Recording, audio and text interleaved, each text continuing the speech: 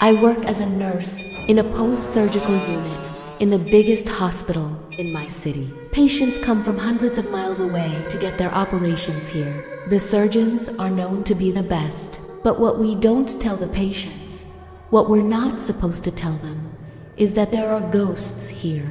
Just like any other hospital, people pass away and their spirits sometimes linger. Or maybe it is just a fragment of them that remains behind. Something that science can't explain yet. There have been more than a few events that have raised the hair on the back of my neck, and some have sent me into hysterical screaming fits. But those types of reactions are frowned upon in the hospital. So I try to stay calm. There was that time a few months ago when a patient told me she felt like there were 3 other people in the ward room with her, in each of the other 3 beds around her. They were talking back and forth and whispering, she said. But the weird thing was, she was alone in the 4-bedroom. I pulled back the curtains and showed her myself. All of the other beds were empty, and there were no visitors or staff in the room with her, as if that weren't disturbing enough. A few weeks later, a different patient said the exact same thing when she had been left alone in the same room. She described it exactly the same way, saying they were whispering back and forth and it was keeping her awake.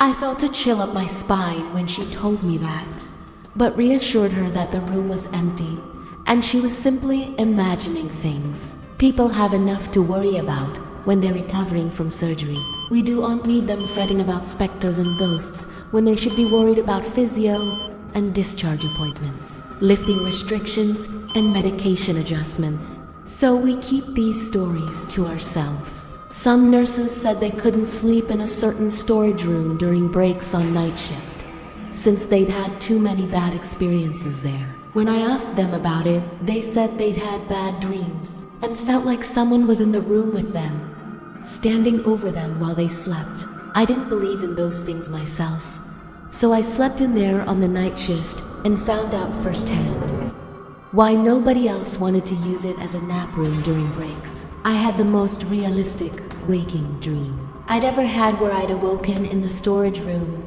and felt like someone was in there with me, watching me from the corner of the room. There, dark, outlined visible in the dim room. When I went to turn on the lights, they didn't work, and the door wouldn't open. And for some reason in my dream, which seemed like reality, I chose to lie back down and go to sleep again, while the thing crept closer and closer, vanishing only to reappear just above me. It felt like my eyes were open the whole time and I was forced to watch, paralyzed, as it hovered over top of me for what felt like hours. It was watching me while I slept, as I struggled and was unable to move. I finally came to my senses and finished my break early, going back to work and trying to forget about the horrible experience. But I refused to sleep in that storage room again. There was another event which haunts me to this day, especially since I'm heading in for a night shift right now, in just a few minutes. Another nurse told me a story on the night shift last week, and I've been thinking about it a lot since then, and it's been occupying my mind more and more, especially when I'm alone in the break room at night. We have a staff room where there are 2 small couches and a TV.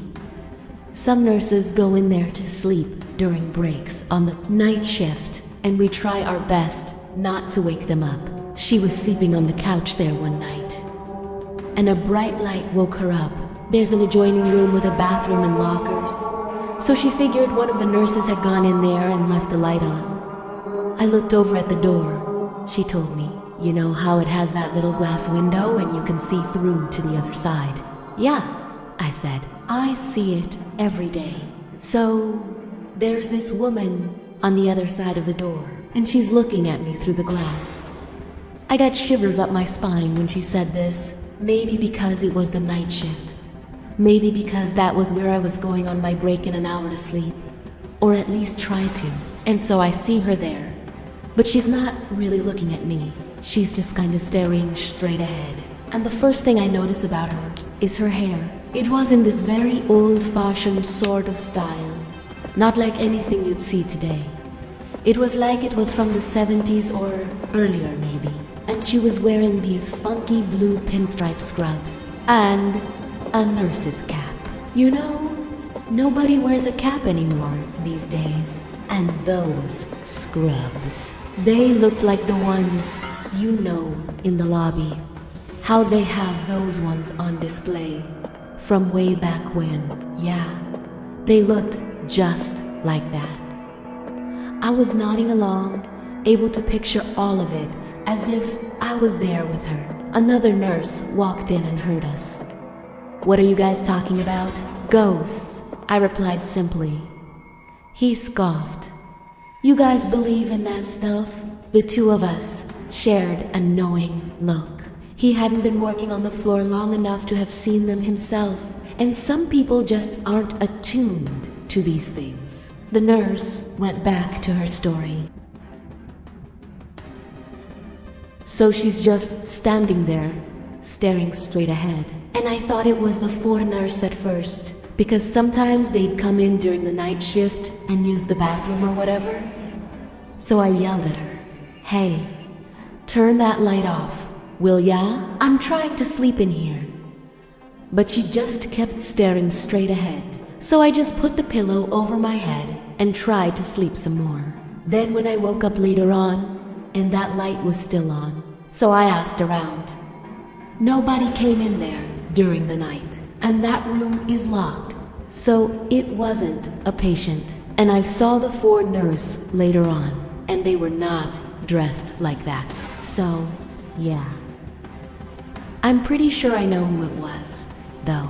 According to her, the woman was the ghost of a nurse who had died driving home after a long night shift and had fallen asleep at the wheel. Based on the description she'd given, an older co-worker had recognized her. She'd said that was exactly what an old nurse who used to work there looked like. And from that point on, the nurse who told me this story always remembered to stay awake behind the wheel on the drive home. Every time my eyes start to blink and I'm getting tired, man, I think about that old nurse with the curly gray hair standing behind the glass, and I am wide awake again. Better than a frickin' cup of coffee? I'll tell you. Something occurred to me as she finished the story. That's really weird. My patient in room 14 told me last night that they saw someone peeking their head in the room and looking at them. And sometimes they would stand in the doorway and just stare at them for a while. She said the person had a very old-fashioned haircut and old-fashioned scrubs. She thought it was a ghost or maybe a hallucination. Ghosts and hallucinations are commonplace on the post-surgical floor, and sometimes it can be difficult to tell the two apart. Pain medication-induced post-operative delirium is not unheard of, especially in the elderly. She thought it was the Dilaudid. So, none of that tonight, just sticking with Tylenol. Good idea, the other nurse said, and I excused myself. I figured I'd check on my patients, especially the ones in room 14. I was somewhat unsurprised to see a woman in blue pinstripe scrubs with a cap looking in at them from the doorway. Despite my terror, I began to walk on shaky legs down the hall towards her. She turned to look at me and went away from the patient's room, going down the side hall at the end of the unit. I ran to catch up with her, needing to see for myself who she was. When I got to the end of the hall, I looked to the left. She was gone, but it had only been a few seconds. I ran down the short length of hallway to the next corridor. This other one was much longer. She could not have disappeared so quickly unless she went into a patient room. But again, she was gone. My heart hammering in my chest. I refused to believe it was a ghost. Such things didn't exist. They just couldn't. Room 9 was the only one she could have gone into in such a hurry. I went in and found all of the patients were wide awake, despite the late hour of the night. It was Tiga AM, and everyone should have been asleep. It's freezing in here. "Can you get me a warm blanket?" asked the patient by the door. I told her I would, and she nearly screamed in fright.